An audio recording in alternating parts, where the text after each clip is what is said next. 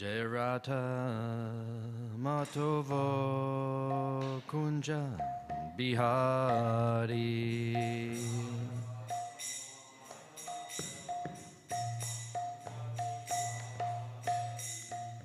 Rata Matava Kunja Bihari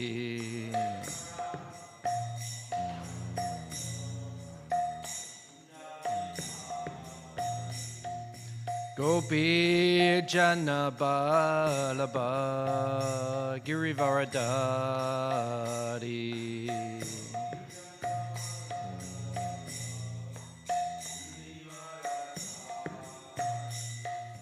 Gopi Janabalaba Girivaradari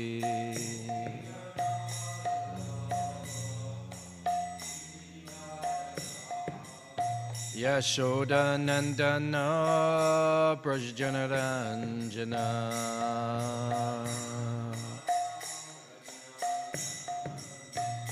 Yashoda Nandana Brajjanaranjana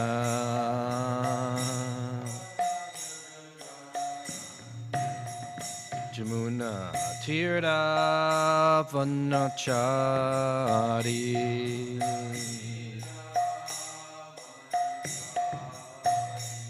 Jamuna Tirtha Vanachari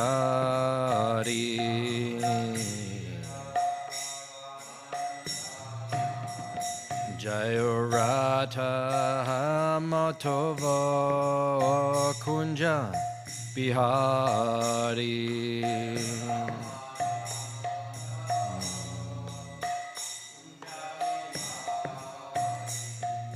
Radha Matava Kunja Bihari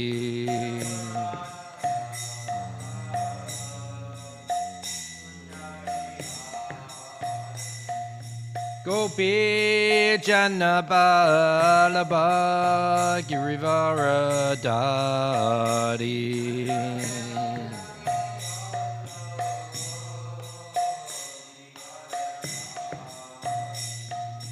Gopi Janabalaba Girivaradari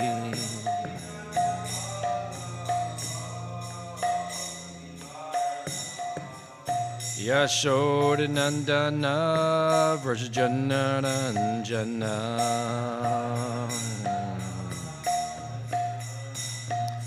Yashoda Nandana Vrajjanaranjana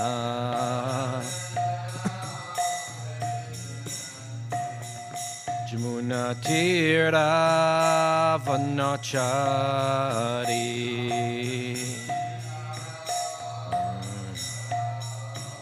Jamuna Tirtha Vanachari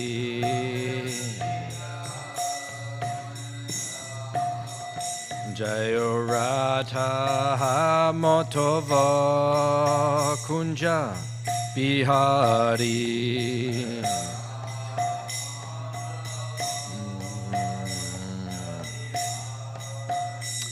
Hey Radha Matava Kunja Bihari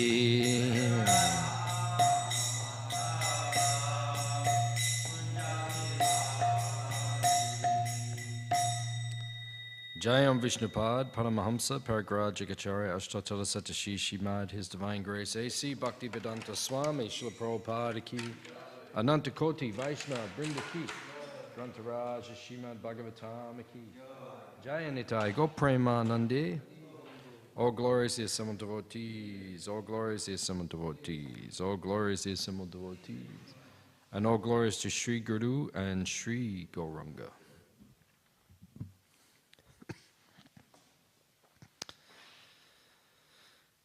Narayanam namaskritya naram cheva narottamam devim saraswatim vyasam tato jayam udirayat. Om namo bhagavate vasudevaya. Om Om Namo Bhagavate Vasudevaya. Om Namo Bhagavate Vasudevaya.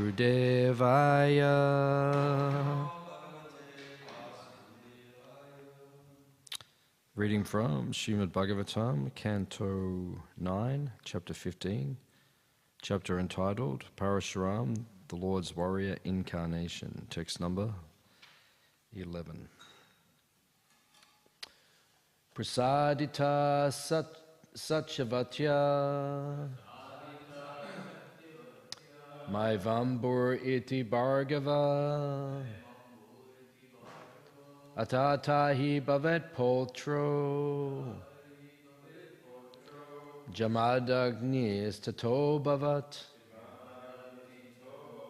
Prasadita Satchavatya Maivambur iti Bhargava Atatahi bhavet potro Jamadagnis tato bhavat Prasadita Satchavatya Maivambur iti Bhargava Atatahi bhavet potro Jamadagnis tato bhavat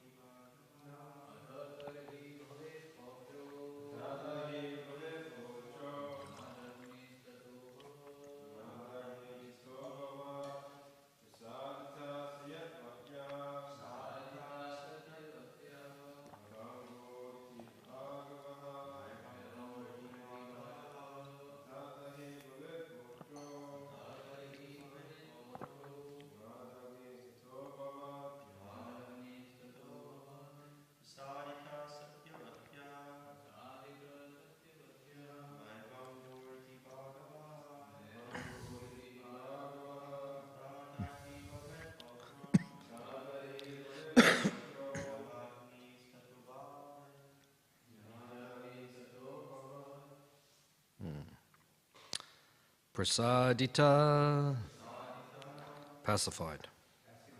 Satchavatya, by Satchavati. Ma, not. Evam, thus. Bu, let it be. Iti, thus.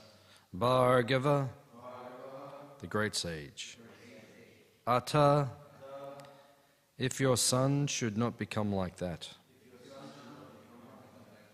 Tahi, then. Bhavet, should become like that. Potra, the grandson. Jamadagni, Tata, thereafter. Abhavat, was born. Translation and purports by His Divine Grace A.C. Bhaktivedanta Swami Srila Prabhupada. Satchavati, however, pacified Rekha Muni with peaceful words and requested that her son not be like a fierce Kshatriya. Rekha Muni replied, then your grandson will be of a Kshatriya spirit. Thus Jamadagni was born as the son of Satchavati. Translation responsively. Satchavati, however, pacified Rekha Muni with peaceful words and requested that her son not be like a fierce Kshatriya. Rekha Muni replied, then your grandson will be of a Kshatriya spirit. Thus Jamadagni was born as the son of Satchavati. Purport. The great sage, Rekha, was very angry, but somehow or other Satchavati pacified him. And at her request he changed his mind.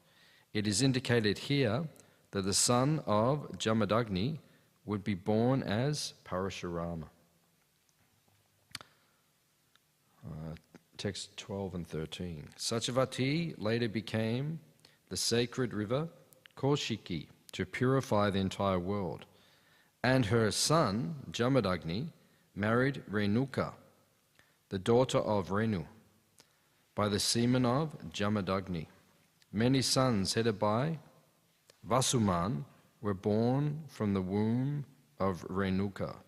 The youngest of them was named Rama or Parashurama. Text 14. Learned scholars accept this Parashurama as the celebrated incarnation of Vasudev, who annihilated the dynasty of Kartavirya. Parashurama killed all the Kshatriyas on earth 21 times. Text 15. When the royal dynasty, being excessively proud because of the material modes of passion and ignorance, became irreligious and ceased to care for the laws enacted by the Brahmanas, Parashurama killed them. Although their offense was not very severe, he killed them to lessen the burden of the world. Purport. The Kshatriyas, or the ruling class, must govern the world in accordance with the rules and regulations enacted by great Brahmanas and saintly persons. As soon as the ruling class becomes irresponsible in regard to the religious principles, it becomes a burden on the earth. As stated here, Rajas Tamo Ritam Param Abramanyam.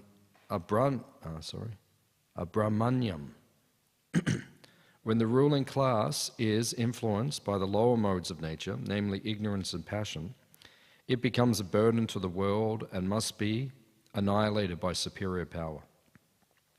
We actually see from modern history that monarchies have been abolished by various revolutions. But unfortunately, the monarchies have been abolished to establish the supremacy of third-class and fourth-class men. Although monarchies overpowered by the modes of passion and ignorance have been abolished in the world, the inhabitants of the world are still unhappy. For although the qualities of the former monarchs were degraded by taints of ignorance, these monarchs have been replaced by by men of the mercantile and worker class, whose qualities are even more degraded. When the government is actually guided by Brahmanas or God-conscious men, then there can be real happiness for the people. Therefore, in previous times, when the ruling class was degraded to the mode of passion and ignorance, the Brahmanas, headed by such a Kshatriya spirited Brahmana as Parashurama, killed them 21 consecutive times. In Kali Yuga, as stated in Srimad Bhagavatam 12-13, Dasha Prayeshu Rajasu, the ruling class, Rajanya, will be no better than plunderers, Dashus, because the third class and fourth class men will monopolize the affairs of the government, ignoring the religious principles and Brahminical rules and regulations. They will certainly try to plunder the riches of the citizens without consideration. As stated elsewhere in Srimad Bhagavatam 12.140, being unpurified, neglecting to discharge human duties properly, and being influenced by the modes of passion, rajas, and ignorance, tamas, unclean people, malechas, posing as members of the government, will swallow the citizens and instill another place. Srimad Bhagavatam says, human society is naturally grouped into 4 divisions, as stated in Bhagavad Gita. Chaturvanyam maya shrishtam gunakama vibhagashaha. But if the system is neglected and the qualities and divisions of society are not considered, the result will be Brahmavit, Shatra, Shudranam, Yo, Bali, Bhavita, Nripa. The so-called caste system of Brahmana, Kshatriya, Vaishya, and Shudra will be meaningless. As a result, whoever somehow or other becomes powerful will be the king or president. And thus the prajas, or citizens, will be, will be so harassed that they will give up hearth and home and will go to the forest. Yashanti giri hananam. To escape harassment by government officials and who have no mercy and are addicted to the ways of plunderers. Therefore, the prajas, or the people in general, must take to the Krishna consciousness movement, the Hare Krishna movement, which is the sound incarnation of the Supreme Personality of Godhead. Kali Kali Nama Rupe Krishna Avatar. Krishna, the Supreme Personality of Godhead, has now appeared as an incarnation by the holy name.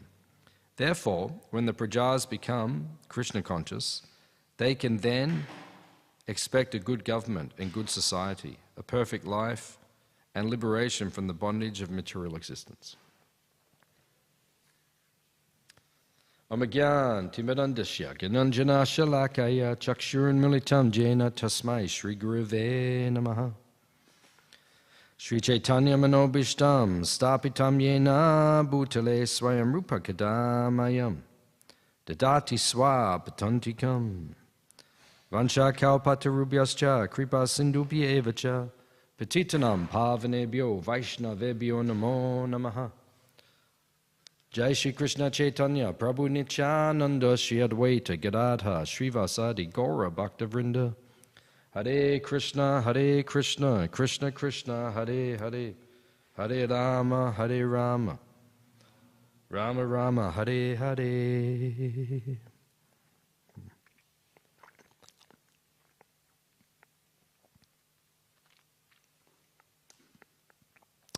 So the Bhagavad Gita is spoken in very terse language.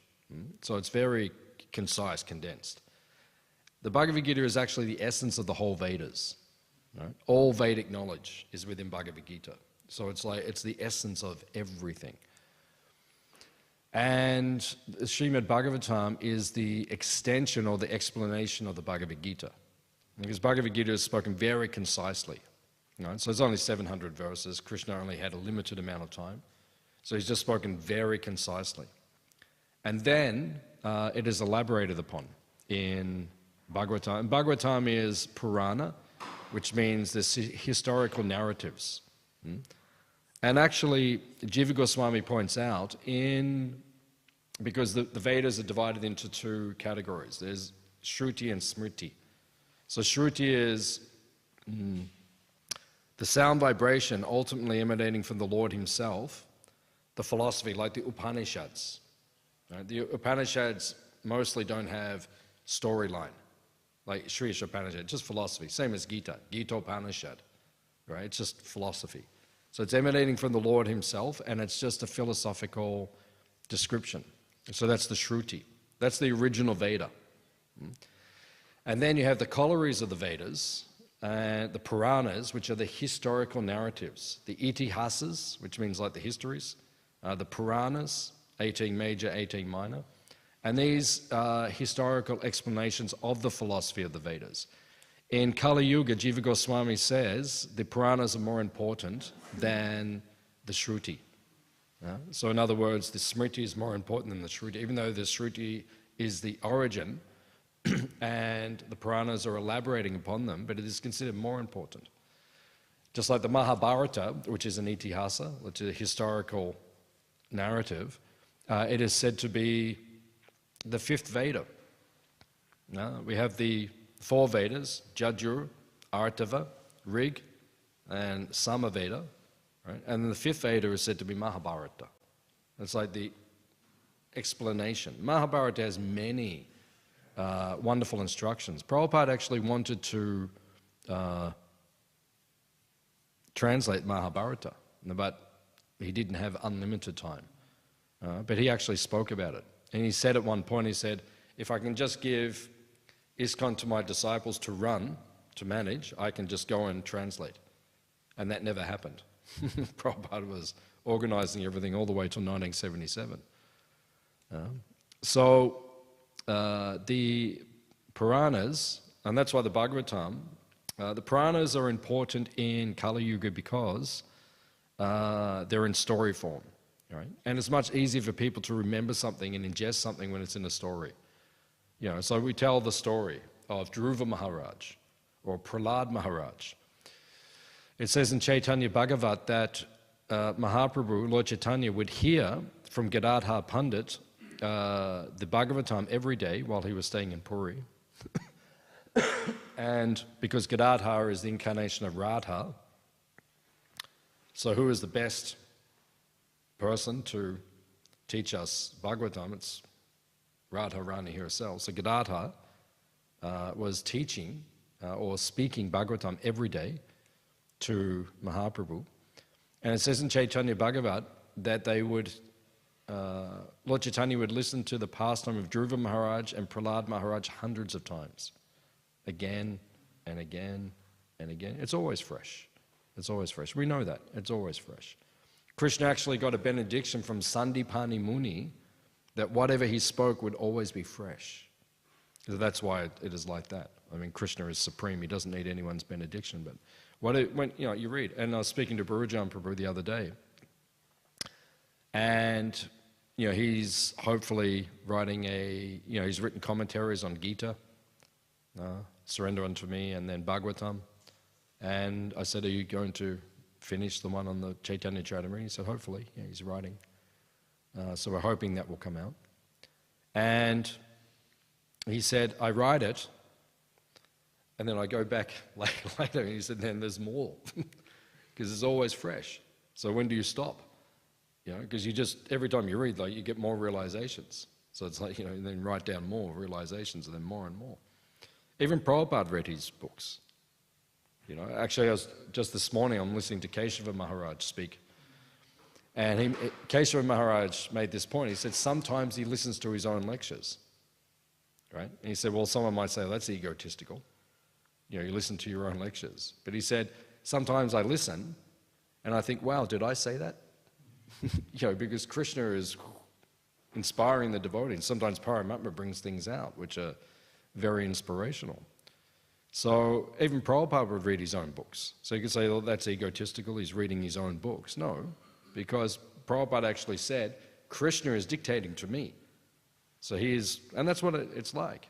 For a devotee, when we give class sometimes, you feel like Krishna is inspiring, And sometimes you give class, you're planning to go one way and it just starts going off in another direction. And then you're listening to yourself speak and you think, well, it sounds okay, so we'll just keep going that way. Because Krishna is inspiring you to go in a particular direction.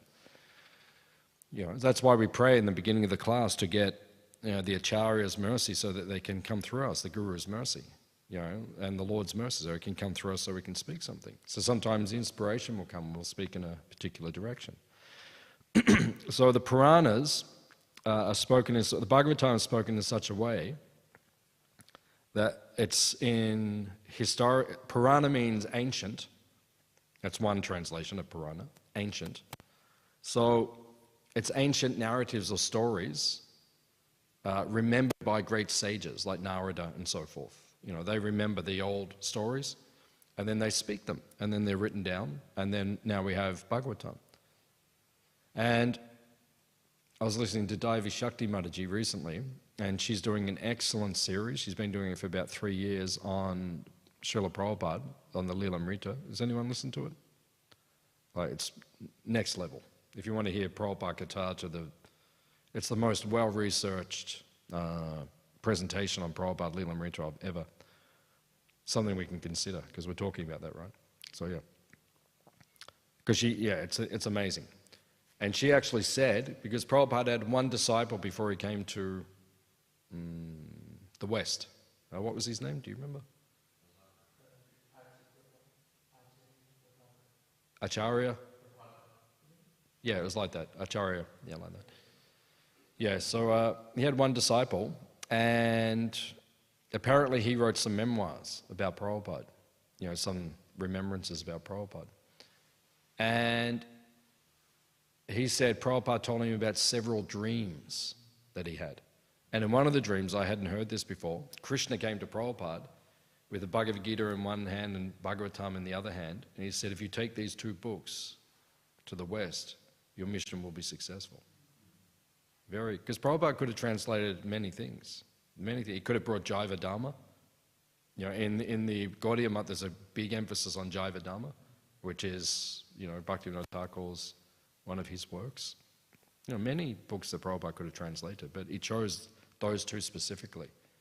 Gita and Bhagavatam, right? And, Chaitanya Charitamrita and Nectar of Devotion. These are like the pillars. But he brought these books because these books, Prabhupada said, if we base everything on the teachings of these books, we will be successful in our preaching, right? We are successful. We're becoming successful. Sometimes people say we're not successful. Okay. We're doing pretty good. Pretty good. For Kali Yuga. Kali Yuga is an intense age.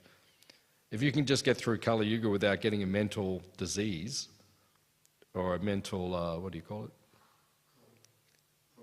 Trauma or problem or diagnosis, you're doing good. You're doing good. If you're not depressed, anxious,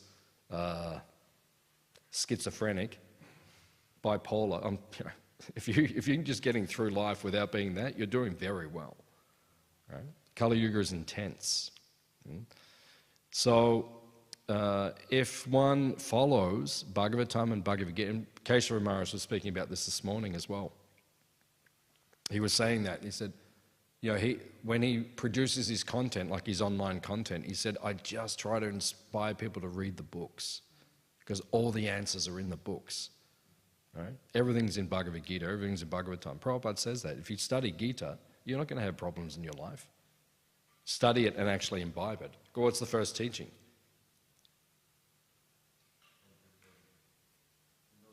You're not this body, right? So that just solved all your problems.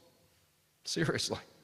Well, that's the first teaching, right? If you understand that, all your problems are gone. All your problems are just because you identify with the body. Oh, I'm a male, I'm a female, I'm a doctor, I'm a lawyer, I'm Indian, I'm Australia. And it's like, that's your problem. You're not, they just had all these big protests, people attacking each other and things, even here in Melbourne. Like, people are attacking each other on the weekend. And we're over there in Parkville having Radhashtami and everyone's happy, right? If you go 5 kilometres from where we were standing, people were attacking each other, right? This is insanity, right? Why? Not reading the Bhagavad Gita, right?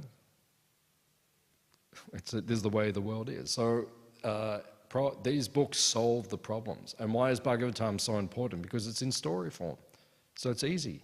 If you remember the pastime of Dhruva Maharaj, so many lessons throughout the pastime. If you remember the pastime of Prahlad Maharaj, interesting, if you look at Prabhupada's classes, which part of Bhagavatam does he give the most classes on? If you look at all these Bhagavatam recordings, which part does he speak the most on? Right? Prahlad Maharaj's teachings. Yeah, it's 7th canto. More classes on that. And one devotee wrote many years ago in their Vyasa Puja offering, they said Prabhupada's favorite devotee was Prahlad Maharaj. So, maybe that's true. Favorite devotee was Prahlad Maharaj. Because he would speak on that part of the Bhagavatam, because there's so much. Even Bhurujan Prabhu was here one time on Nrsinga Chatturdasi, he gave class. Normally we do Nrsinga Chatturdasi, we speak on the pastime. Bhurujan Prabhu just spoke on Prahlad Maharaj's teachings. He just read the teachings, he just spoke on that, right? Because there's so much in the teachings of Prahlad Maharaj. Right? And if you follow those teachings, you're not going to have problems in your life. Prahlad Maharaj went to Hiranyakashipu. What did you learn? Shravanam, Kirtanam, Vishnu Smaranam. You all saw the movie? Hands up, you saw the movie? Everyone saw it? Yeah. Yeah, I went and saw it. Yeah. I didn't think, because in Geelong they stopped it, and I only went for 1 week, and I thought, Krishna. And then my wife said to me, let's go up to Werribee. So we went to Werribee and we saw it. I was like, good movie. Right? And then what's the final scene? Parashuram. What we're speaking on today. The axe. What's next? And now they're going to have big budget And these movies will come out much quicker. So, we can have the whole Bhagavatam, Mahabharata, Rama. We can be down the movies every week. Bhakti Sars and ecstasy, right? We make our prasadam popcorn, we go in there and we take it. We do the Harinam out the front. He's all over the world already. He's doing Harinam in front of the theatres and devotees going. It was very good. It was very good. For me, I'd heard the pastime so many times, but then visualizing it, so many things, it just helped me to, it wasn't exactly like it would have been, but many things, the concept was very interesting how they did it, and it made me understand and visualize many parts of it much easier now. And I got a much deeper understanding of Hiranyakashipu's psychology, because even a demon is not a complete demon. And we always do this, like, oh, he's a demon. Like Hitler, obviously he's a demon, but he had some good qualities, but he was a demon. And like when I saw Hiranyakashipu, that was the way he was depicted. Like, obviously he was a demon, he was terrible, but there was some goodness in there as well, right? And then, in Kali Yuga we say the demon, the devotee in the same body. So we just have to fan the devotee side, bring it out of people, bring the devotee out, because it's in there, everyone's a devotee ultimately. If they're being too demoniac, then we have to, right? We bring out the dunda. Dunda means stick. Hey, calm down, right? We have to do like that. But, if someone's well behaved, then they're a devotee, then, just fan it, just bring it out gradually. Because, the population are under the influence of the modes of nature, but they're devotees. Most people are good, most people. So, try to just bring it out of them. And it's challenging. Kali Yuga is challenging. And it's going to get more challenging. So if you want to take birth again, come back. You can come back and preach more if you want, but it's going to be very challenging. Like, I'm actually saying to Krishna, please, maybe if you can take me back this time, it might be nice. I don't know if I can handle next time, but I don't know if I'm going to be qualified, so I might have to come back and keep preaching. It's going to be very challenging as time goes by. So the Puranas, the stories, they're easier to digest. That's why Jiva Goswami says they're more important in the Kali Yuga. Right? They're more important because easy to remember a story and all the lessons in the story. That's why it's considered. So if we go back, because Prabhupada's speaking here about the three modes of nature, if we go back to the Gita and we study Gita, Gita is divided into three portions, right? So what are the three portions? Karma Yoga, Jnana Yoga, Bhakti Yoga, right? So we know the three portions. So many years ago, I think it was about 2000, about 25 years ago, I did a very deep study on studying the three modes of nature. So I did a very deep study, as deep as I can go, on the three modes of nature. And the last 6 chapters of the Gita, it's Jnana Yoga, right? And this is God himself speaking, right? Bhagavad Gita. So Krishna could have spoken anything. I've reflected on this. Karma Yoga, he speaks in the beginning. Bhakti Yoga, right? He speaks about pure devotional service, especially at the end of the 9th chapter and then the beginning of the 10th chapter gives the Chatur Shloki. Krishna, when he got to the last 6 chapters, is Jnana. He could have spoken on anything, really. But primarily, he speaks on the gunas, right? What's chapter 14 called?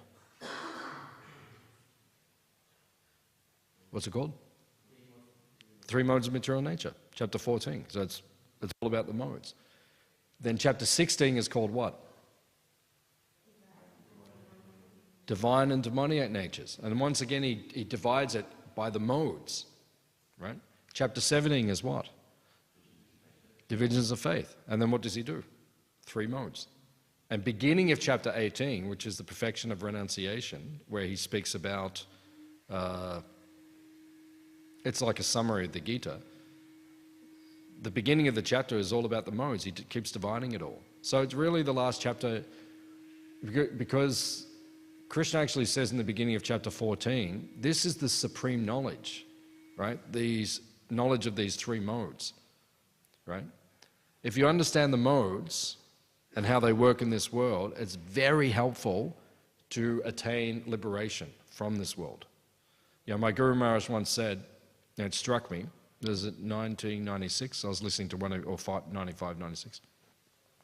I was listening to one of his lectures, and he said, and it changed my life, he said, you cannot get out of this world until you realize you're in this world. Right? So if you don't understand how you're conditioned, you can't get out of the conditioning.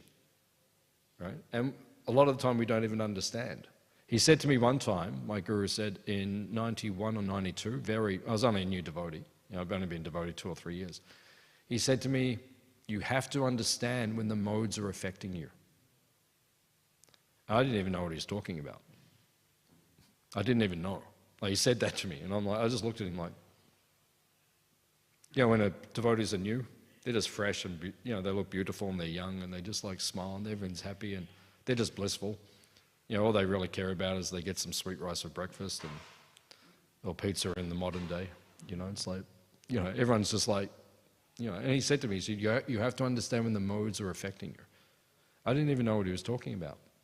Now I have some idea, right, about the modes, right? Goodness, passion, ignorance. So I can see when goodness is affecting me. I can see when passion is affecting me. I can see when ignorance is affecting me. Because Krishna explains in chapter 14, they're fighting for supremacy, right? Guna means rope. That's one. So it's like the 3 modes are like this, in a rope, 3 strands. And they're always entangling it, because they're all around us all the time. From when you get up in the morning, right, the 3 of them are there, right? Goodness is, that's why we do sadhana in the morning. Why? Because goodness, your mind's clear.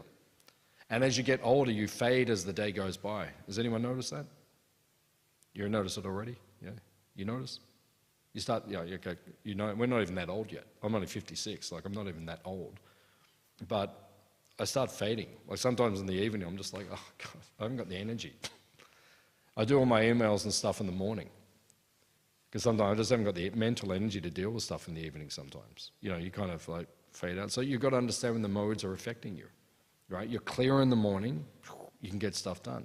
Then Rajas comes in the day, right? So then get like the work done, all the effective stuff. And then Tamas is there, so start winding down in the evening. A lot of people now in Kali Yuga are having trouble sleeping because one of the main reasons, it can be physiological, it can be to do with the body also, but a lot of it's to do with the mind. People don't understand how to shut the mind off, and you have to do that in the evening. You have to start winding it down, right? You get off the phone. Like, it's dangerous to be on the phone. A lot of people are on the phone until the moment they go to sleep, right? They're just like there. I go and talk, and first thing in the morning, oh, that's there. It's like, So if you want to wind down, you've got to let your body wind down. So reading is good in the evening because reading will help you to go off.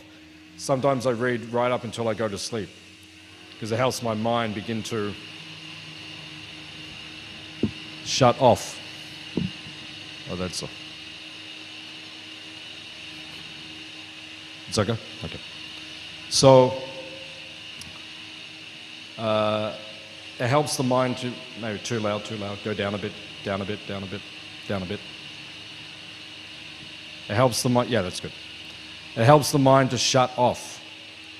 So therefore, we have to understand when the modes are affecting us. Because if you don't understand when and how the modes are affecting you, it's very difficult to progress in spiritual life. So I did I studied the 3 modes very deeply.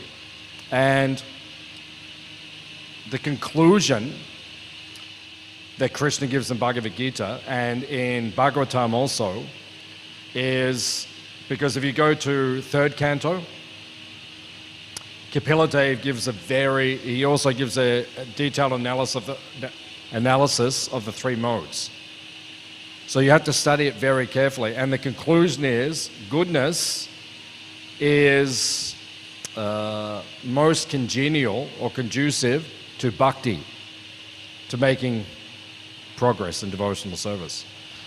If you read the beginning of Nectar of Instruction, Upadeshamrita, Prabhupada says this. Prabhupada says in the very beginning that we have to get into the mode of goodness. You have to practice bhakti from the mode of goodness, because then your progress will be much more powerful. Right? If you're too much affected by ignorance and passion, it's hard to make progress. You make progress, but it's difficult. Kapila Dev talks about devotional service in ignorance and devotional service in passion. They're there, you can do it, but it's challenging. Right? Much easier when you're in the mode of goodness. So we have to learn to live our lives in the mode of goodness, align ourselves with the mode of goodness. It's much easier to progress in bhakti. When you study Kapila Dev's teachings, he talks about devotional service in mode of ignorance and devotional service in mode of passion. There's one quality which is in both. It's very interesting. Do you remember what it was? The quality that he points out? It's in both. He gives it in passion, he gives it in ignorance. Becoming angry with other devotees. Right? If you become angry with other devotees, that means you're in passion or ignorance or both. If a devotee is always angry with the other devotees, you're not going to progress. It's going to be very slow. Long time. You have to make it easy for yourself. Right? So that's why you have to get into the mode of... So understand what the qualities are in the mode of goodness. Krishna breaks it all down in Bhagavad Gita. He says food in the mode of goodness. For us, that means prasadam in the mode of goodness. Now, all prasadam is transcendental, right? But different foodstuffs are in the three modes of nature. And Krishna says, too oily, too spicy, too sour, too sweet. What does that sound like? Yeah, Rajagun.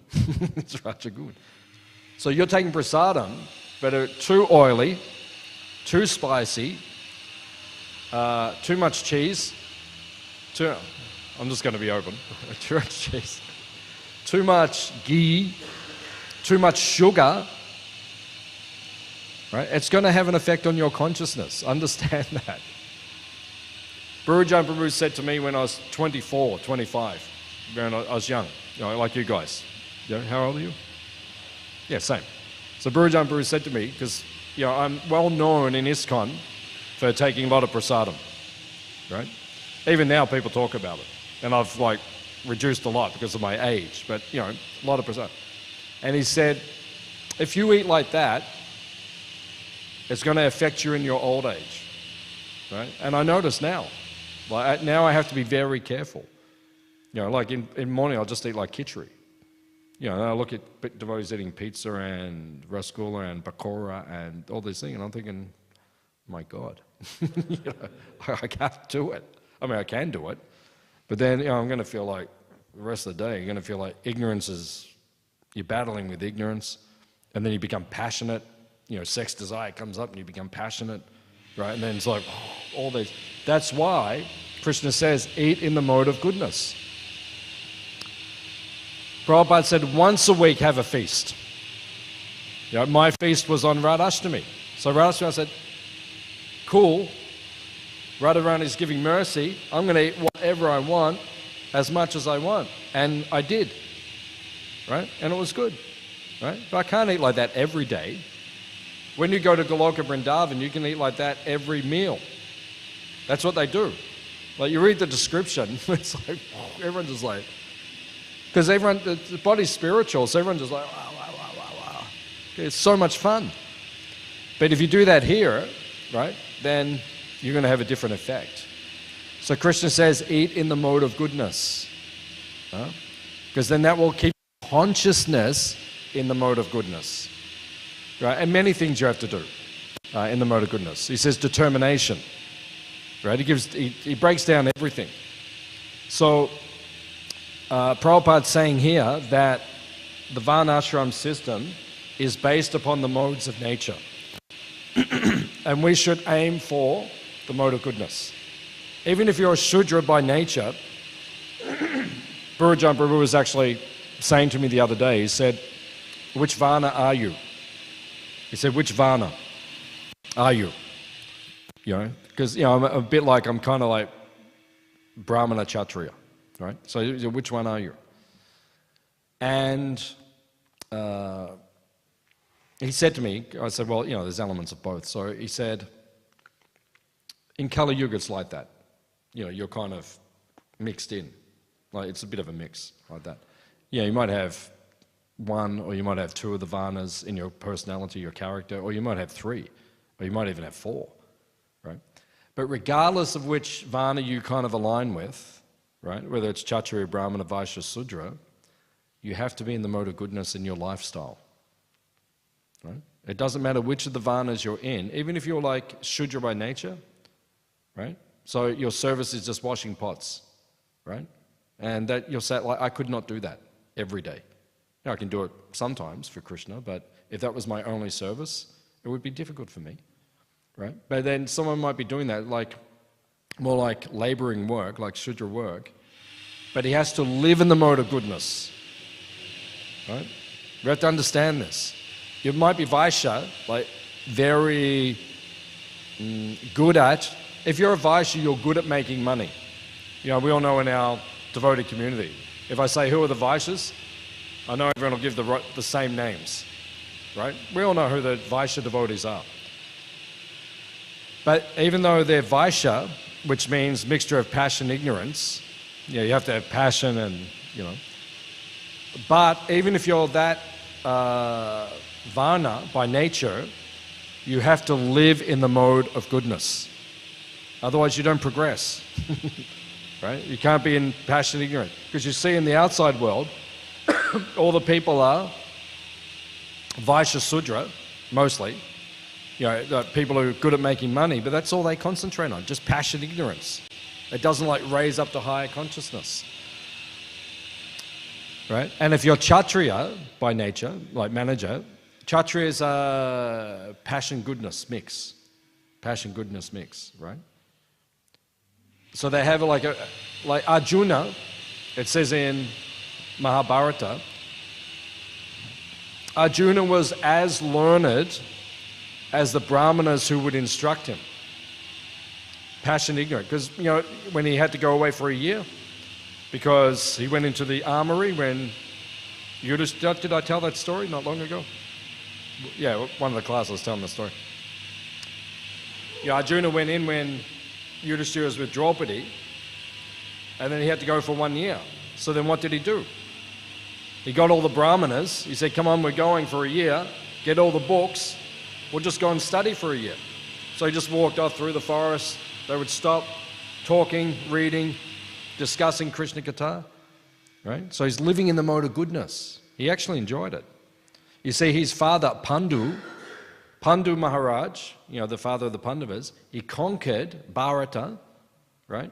Brought it under his control as the emperor, right? The Maharaj of Bharata, the emperor. And then what did he do? It says he went to the forest. And he said to the Brahmanas, you run the government, right? And if you need me, just call me. I'm 100 kilometers away. I'm sitting out there near the Himalaya. Right? I'm up there. Just come and get me. I'll come down and, you know, do everything if you need it. But he went to the forest, mode of goodness. He doesn't want to live in the palace in passion, right? So a devotee should naturally feel like that. It's interesting, Prabhupada was staying in Mumbai, and Prabhupada was in a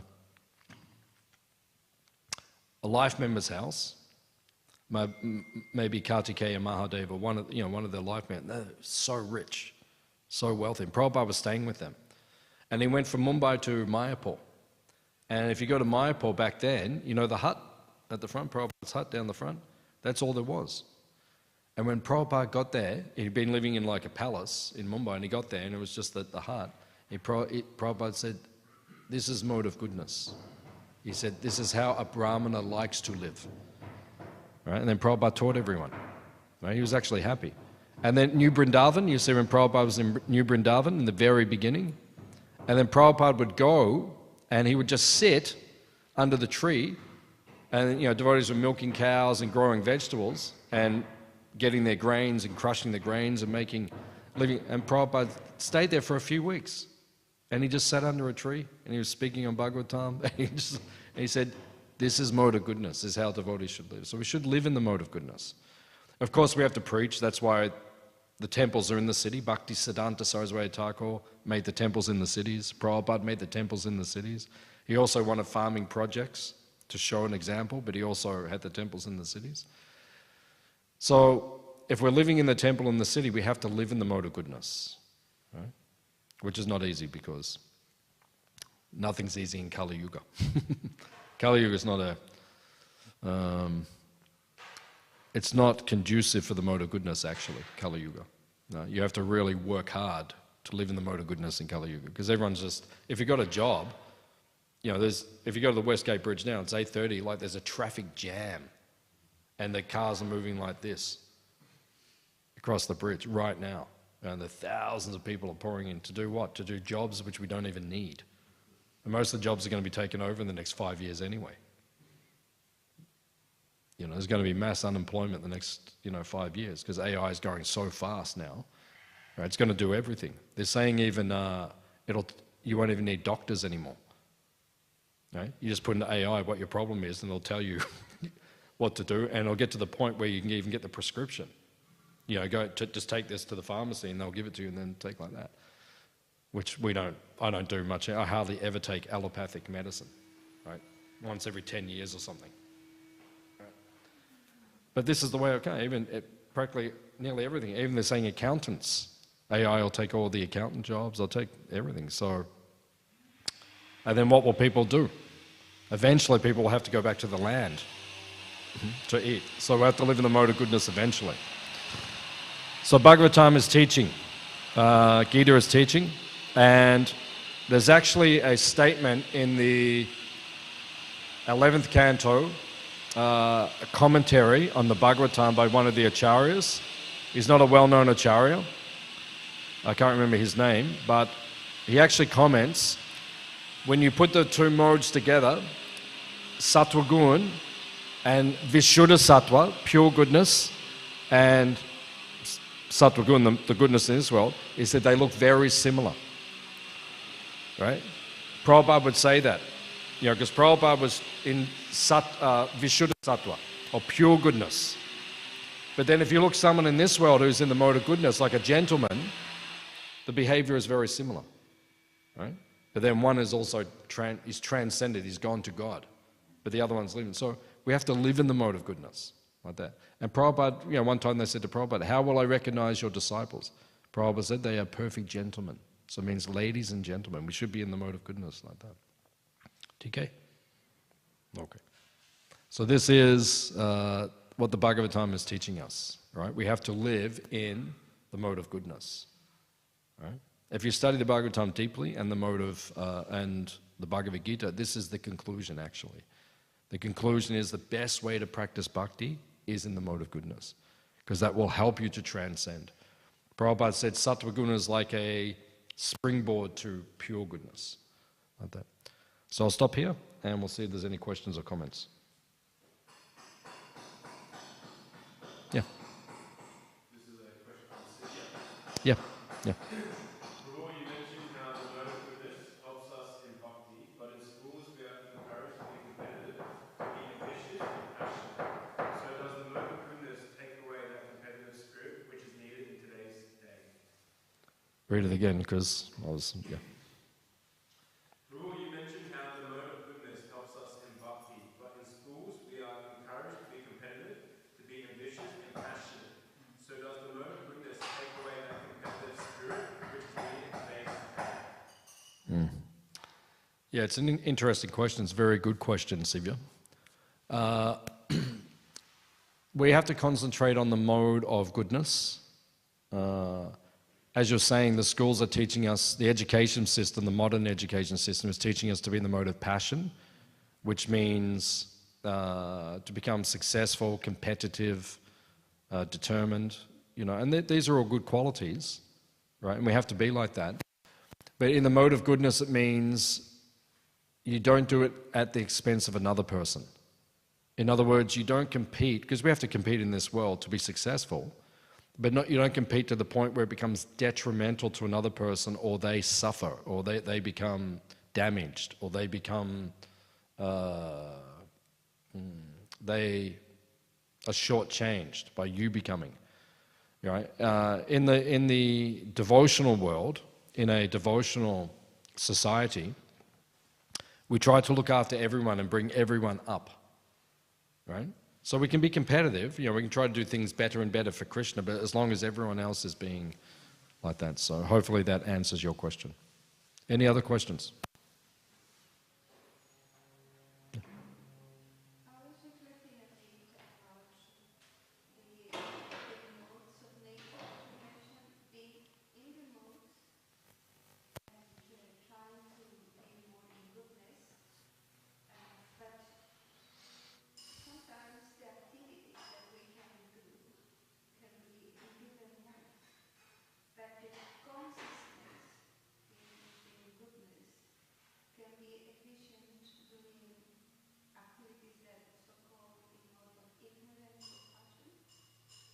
Yeah, what it means is sometimes you have to get into the mode of passion, for example, to get something done, right? But it's like Lord Brahma said he's the avatar, the guna avatar for passion. But he's not actually in the mode of passion. He's in the mode of goodness, right? Or Sudasattva. But he gets into the mode of passion because he has to create the universe. It's like when you're cooking for Janmashtami, like the devotees cook for 25,000 people. So you have to get in the mode of passion. If we all just sit there and go, oh, Prabhuji, can you pass the salt? Oh, Prabhuji, can you? No, you have to get in there. It's like, work. And devotees are going like, whoa, whoa, whoa, whoa. But I noticed even though there was chaos, there was harmony in the chaos. Because, we were bringing the plates, so we had to go through them all the time. But everyone was like going like this. We're all conscious of each other. That's mode of goodness. We're in the mode of passion. We're using mode of passion because, come on, we've got to get things done. We have to get the offering done for Krishna. That's mode of passion. So we're using it, but we're not consumed by it, if that makes sense. Yeah. It's a tool. So you pick up a tool, like a hammer, and you go, chum, chum, chum, like these guys are doing, right? Chum, chum, chum. But then you put the tool down, that's it. Like you see Prabhupada, sometimes Prabhupada become angry, but next moment, after he chastised, then he's just back, right? So even mode of ignorance, like anger is mode of ignorance, passion, ignorance, like that. Or sleep is mode of ignorance, right? But we use it for Krishna's service. Okay, we're going to sleep now. Prabhupada actually didn't sleep. He actually did not sleep. He rested, but he didn't sleep. We go into like a sleep, that's mode of ignorance, but we're using that so that we can do more service for Krishna. So. Shuddha Sattva is, you look at Prabhupada, and then you understand what Shuddha Sattva. Shuddha Sattva means everything is for God, everything is for Krishna. So whatever you do, like Prabhupada would do so many things. Even one time, Prabhupada was in Mumbai, and there was some business going on. They were building the Juhu temple, so some business. And then there were some Sikh men that Prabhupada was doing business with to build the temple, and they had the turbans and big guys, like really big guys. And they were trying to get more money from Prabhupada. And Prabhupada was going to the train station. So he came out, and they were there. And they started yelling at him, "You haven't paid us enough. We said this." They're cheating, right? So Prabhupada got angry, and he went up to their face, and he put his finger in their face. He said, "You are cheating. You are cheating. You will not get 1 rupee more." And then he got in the car. So he got in the car, he was driving down the station. They got in the rickshaw and followed him. And they got all the way to the station. Prabhupada was getting onto the train, and they were still yelling at him. Prabhupada was yelling, "Hey, you don't cheat us," like that. Prabhupada got in the train, he's sitting there, and they were through the window. They were saying, "Prabhupada, you are there." And Prabhupada said, "Yeah." Right? And then the train went, and then Prabhupada just sat there, and he just got his beads. He just went, "Hare Krishna, Krishna Krishna, Hare Hare." Because Prabhupada wasn't in the mode of... But sometimes you have to be like that. Sometimes we have to be like that. Or we have to be ignorant or passion for Krishna, but then we'll go back. So Prabhupada is Shuddha Sattva, always for Krishna's pleasure. We just use the modes for service, that's all. Like Arjuna. Like when you get on the battlefield, you can't just go, no, you have to go, let's go, right? Mode of passion, right?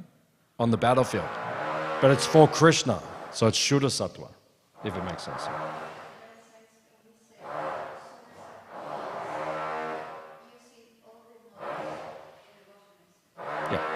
Yeah. Shuddha Sattva means the modes are used in Krishna's service. You never forget Krishna. That's Shuddha Sattva. Never forget Krishna. Like Prabhupada never forgot Krishna. That's Shuddha Sattva. Make sense? Yeah. Any other point? Okay, thank you for coming. Srila Prabhupada ki? Jai. Govinda.